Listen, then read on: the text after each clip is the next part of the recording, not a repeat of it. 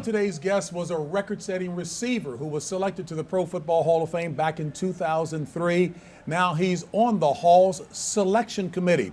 And our other guest was a record-setting quarterback who was selected to the Pro Football Hall of Fame as part of the class of 2017. Folks, my pleasure to welcome Mr. James Lofton and, of course, the brand new Hall of Famer, Kurt Warner. How does it sound to have that title in front of the name? It doesn't seem to fit quite yet. I see guys like James, and I'm like, okay, that's a Hall of Famer. I'm not sure how I fit into that mix yet, but I'm looking forward to the week because I know there's going to be a moment. You know, there's going to be a time where it hits you and you start to understand what it means and where it places you in the history of the game. And I'm waiting for that because I haven't quite had that yet, but I'm waiting for it. And you've been wearing that title for a while, sir. But I think you live almost the rest of your life almost thinking about that because you, as a kid, you yearned to be a professional football player or even to make the high school varsity team or to play in college. And then to think that you have a successful professional career.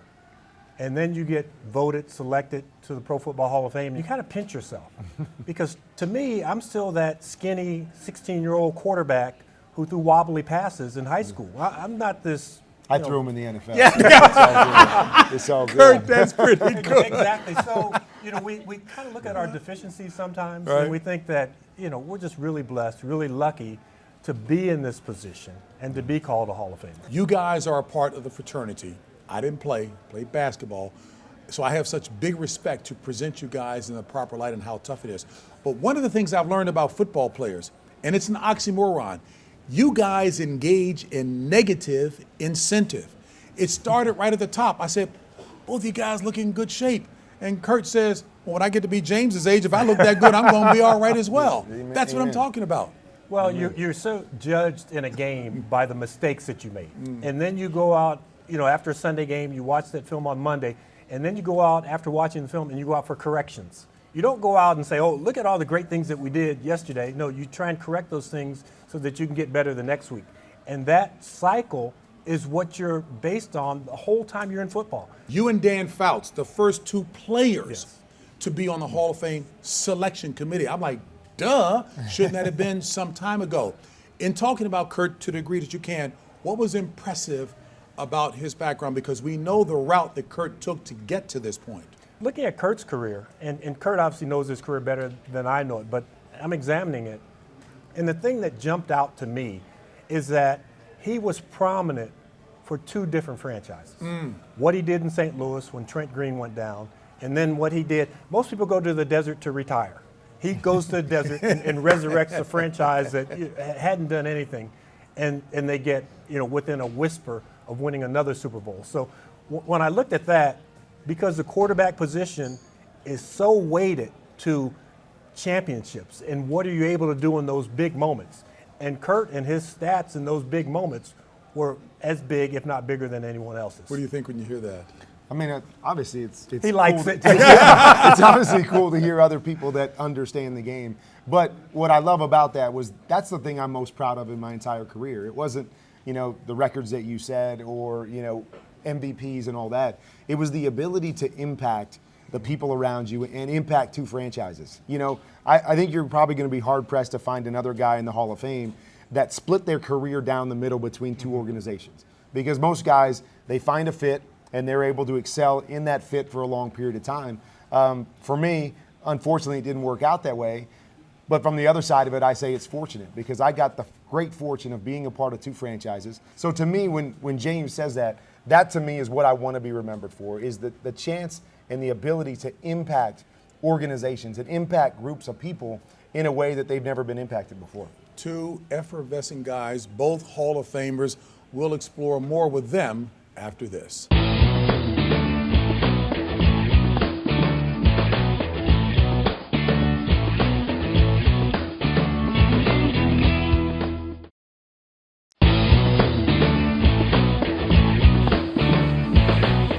When they were kids, Hall of Fame quarterback Kurt Warner wanted to be a wide receiver. And check this out, Hall of Fame wide receiver James Lofton wanted to be a quarterback. Now, that is absolutely fascinating. And Warren Moon, we know, rewrote the record books. He refused to go to colleges that wanted him to change positions and ultimately proved to be right and is a Hall of Famer. You were a quarterback, but did change positions.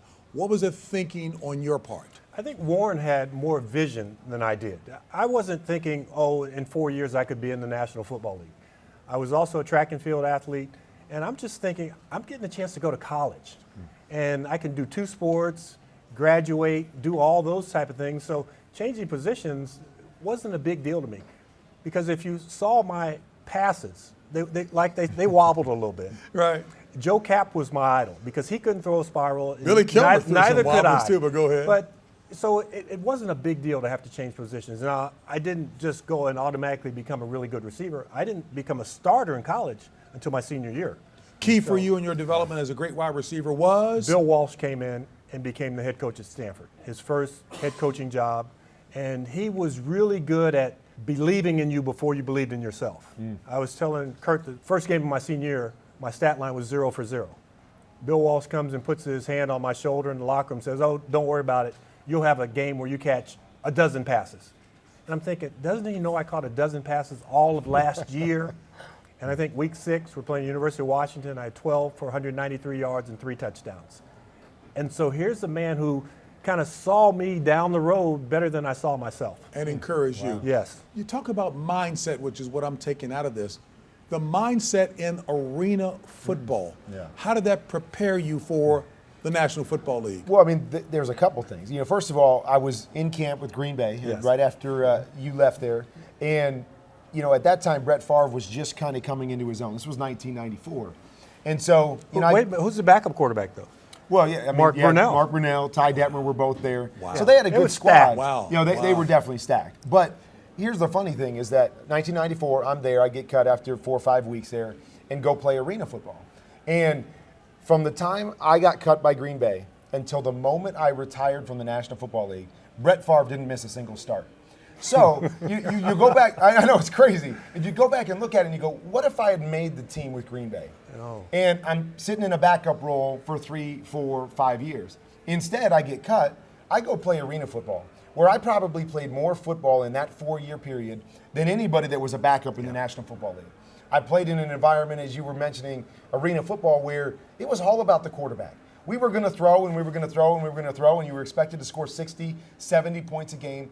So it was like a 2-minute drill every time you stepped on the field. But what a great training ground. It wasn't, hey, I got to manage the ball and then we're going to punt and we're going to win with. No, it was you better score, you better make plays. And so you build up a mentality that it's all about me. If I play well, we have a chance to win. If I don't, we will probably lose. And it was a mentality that grew with me. So when I got to the NFL, we were playing with the Rams, and you know we were scoring all these points, 40 points a game, and everybody's like, "Oh my gosh, we've never seen anything like this." And I'm sitting here going, "We punted 3 times. What the heck is our problem? Come on, we got to score every time we touch it." So that mentality carried with me. You know, so many great things. The speed of the game was even faster. Tighter windows. Yep, it was smaller, right? You had to be more accurate. Your decisions had to be quick. All those things would ultimately become the things in the NFL that separated me from everyone else. So what a great training ground for me that I went to Green Bay. I got to compare myself against those great quarterbacks, and I left there going, I can play at the NFL level. They had the moniker, the greatest show on turf, and now we hear, he says, we punted 3 times, what's wrong? We'll get more of what's right when we come back with Kurt Warner and James Lofton after this.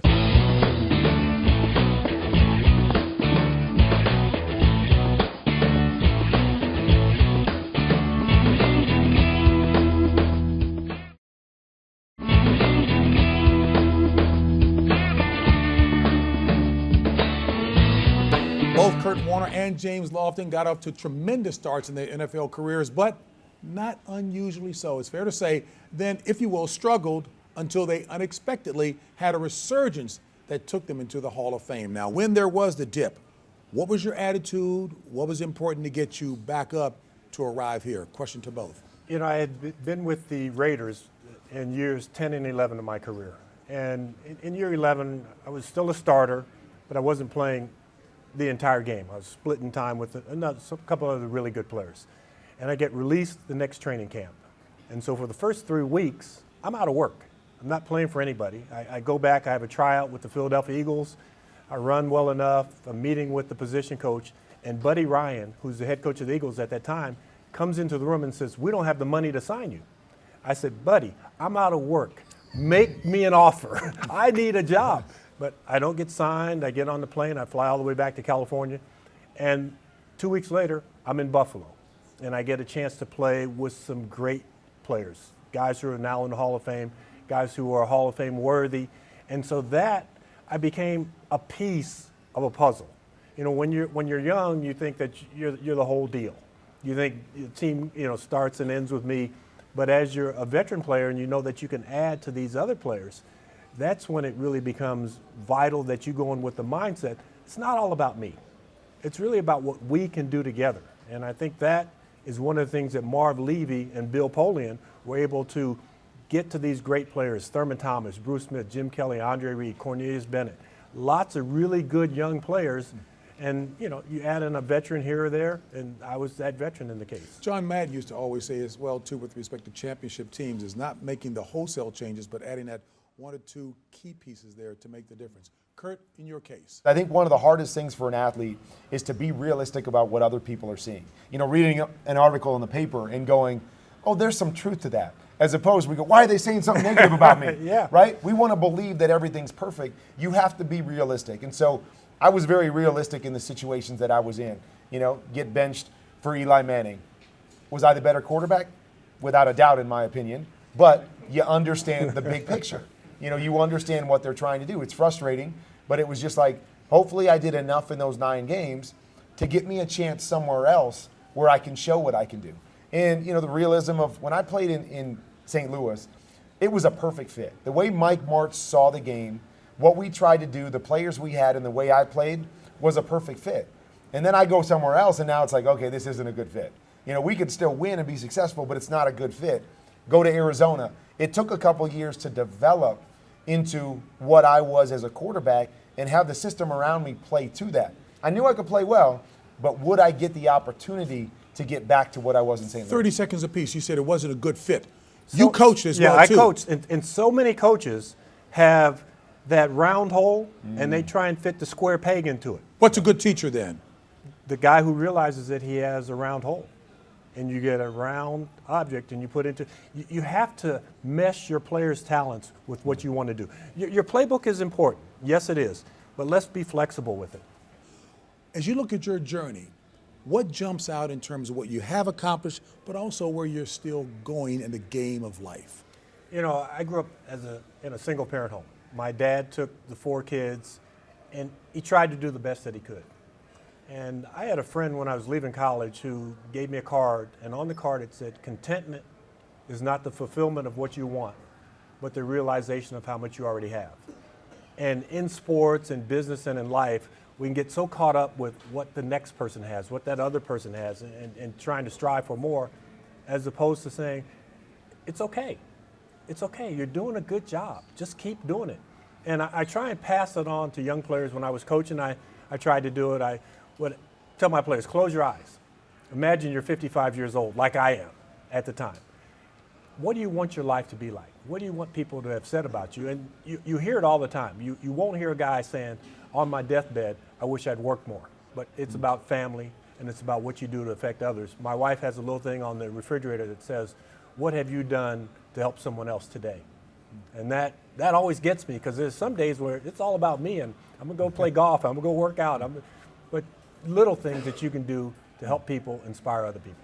You've written a book entitled All Things Are Possible.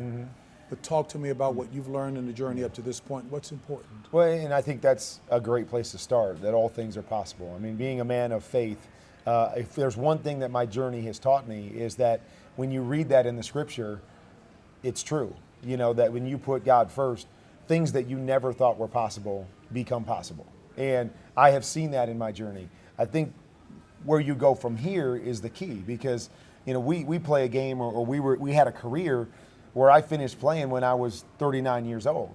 I mean, I've got my whole life ahead of me. And so the next part is to go, I don't want to rest on my laurels. I'm in the Hall of Fame now. Okay, that was a separate part of where I'm at now. Now I've got another 40 years.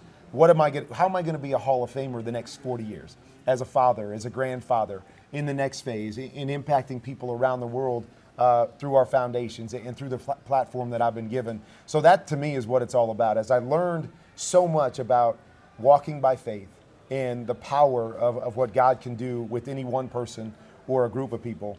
But now I want to spend the rest of my life figuring out, where do I do that next? Where do I have impact from this point forward? Was your faith ever shaken?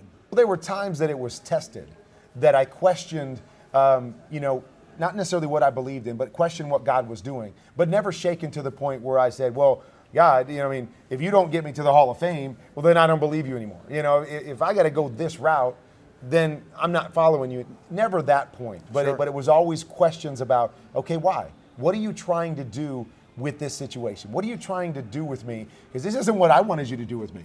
I remember winning the Super Bowl and being up on that podium in my first year, and I thought, well, I'm going to win a whole bunch of Super Bowls because God's going to use me the most when I'm up here on this platform and holding that trophy.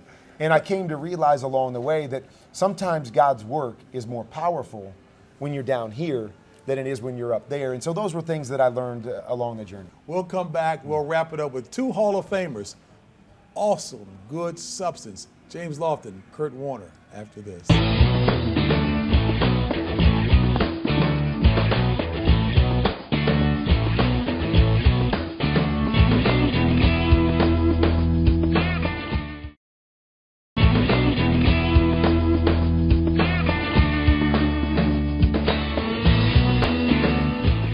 So we were referencing Kurt Warner's foundation and the title of his book, which is All Things Possible, and certainly his life has indicated that is the case.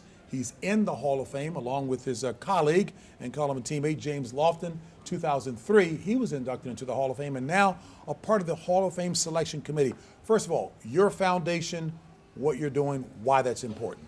Well, my foundation is called the First Things First Foundation. And when I was on the podium after winning the Super Bowl, it was the first thing I said was, thank you to Jesus, and I want to keep first things first. And so that's really what it's been about, is that trying to take and use our platform and my faith to impact the lives of other people, no matter good, bad, highs, lows, always keeping first things first. And what you both have indicated as well, too, both of you being certainly in the Hall of Fame, which is clearly the ultimate in terms of the life of professional football, but yet you're doing more.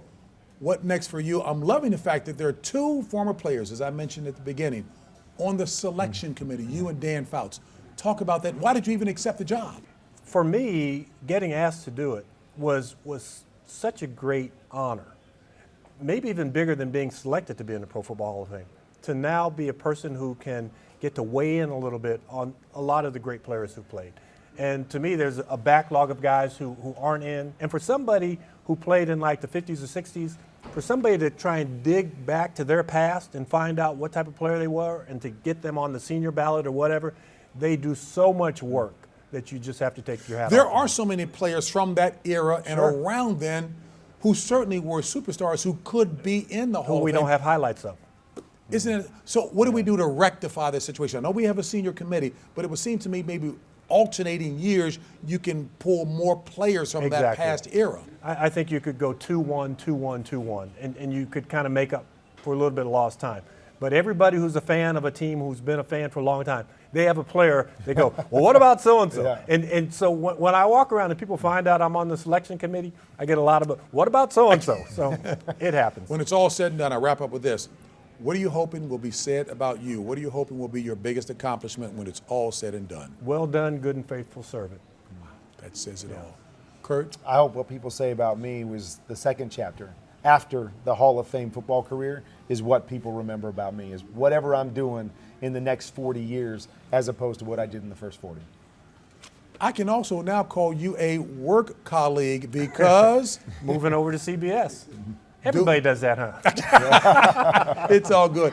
Hey, fellas, thank you so very much. Kurt Warner, 2017 class, Hall of Fame, 2003, who's saying welcome to the fraternity. Yes. God bless you both. Folks, thank you so very much to Kurt Warner and James Lofton. I'm James Brown. We'll see you next week on another edition of The James Brown Show.